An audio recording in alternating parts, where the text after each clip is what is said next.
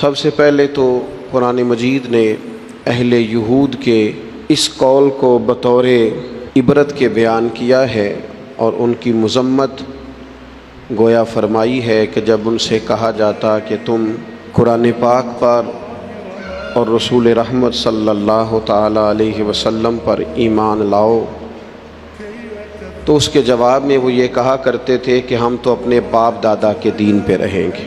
اس کا وہ اصرار بھی کرتے، اس پر وہ شدت بھی کرتے۔ تو قرآن مجید نے اس بات کو ان لوگوں کے گمراہی کے طور پر بیان کیا ہے کہ جب تمہارے باپ دادا گمراہ تھے،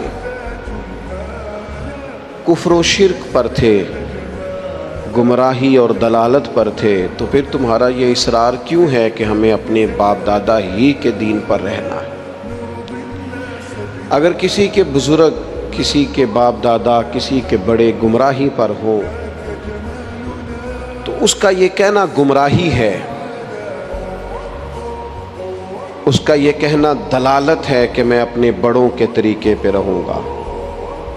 لیکن اگر کسی کے باپ دادا ہدایت پر ہوں، توحید پر ہوں، ان کے عقیدے مضبوط ہوں، وہ شریعت کے پورے پاسدان ہوں، بیدار مغز ہوں، تو پھر یہ کہنا کہ میں اپنے بڑوں کے طریقے پہ ہوں، یہ گمراہی نہیں ہوتا، یہ اعزاز ہوتا ہے۔ یہ بہت بڑا اعزاز ہے کہ انسان کہے کہ میں اپنے بڑوں کے طریقے پہ ہوں۔ قرآن مجید سورہ بقرہ پہلا پارہ، اللہ کریم نے فرمایا ام کنتم شہداء، کیا تم میں کچھ لوگ اس وقت موجود تھے، کیا تم میں سے کچھ اس وقت حاضر تھے، اذ حضر یعقوب الموت، جب موت حضرت یعقوب کے پاس حاضر ہوئی،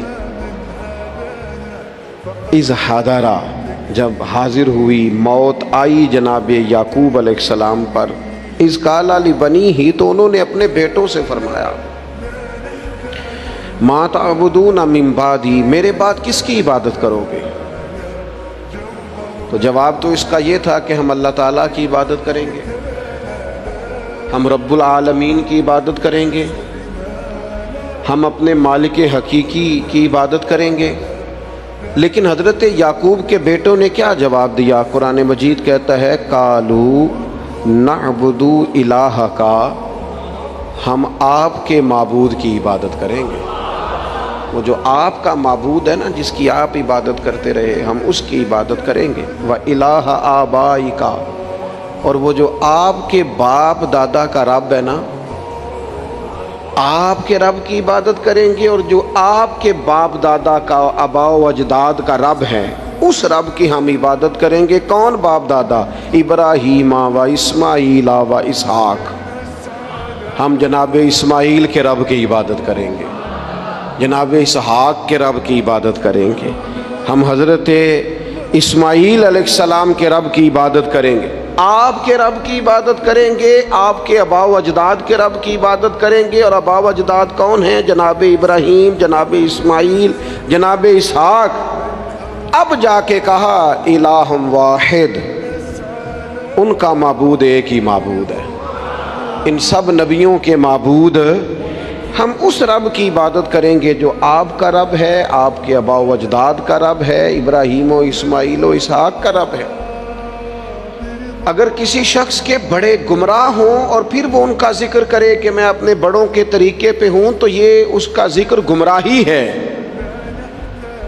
لیکن اگر کسی کے بڑے ہدایت یافتہ ہوں، ہدایت کا منارہ نور ہوں، ان کی زندگیاں مشعل راہ ہوں، ان کے نقوش قدم بڑے تابناک ہوں، تو پھر تو اسے سر اٹھا کے بات کرنی چاہیے، پھر تو اس شخص کو اعزاز سے بولنا چاہیے۔ ہم تو صاحب سلسلہ لوگ ہیں، ہماری تو پوری سند ہے پیچھے، ہمارے جو پیر ہیں ان کے بھی کوئی پیر ہیں، ہمارے جو استاد ہیں ان کے بھی کوئی استاد ہیں، ہمارا تو ایک پورا سلسلہ ہے۔ اور فاضل بریلوی اس سلسلے کو اس طرح بیان کرتے ہیں، فرماتے ہیں تیرے غلاموں کا نقش قدم ہے راہ نجات، وہ کیا بھٹک سکے جو یہ سراغ لے کے چلے۔ کہنے لگے ہمارے پاس تو حضور کے غلاموں کا نقش قدم ہے۔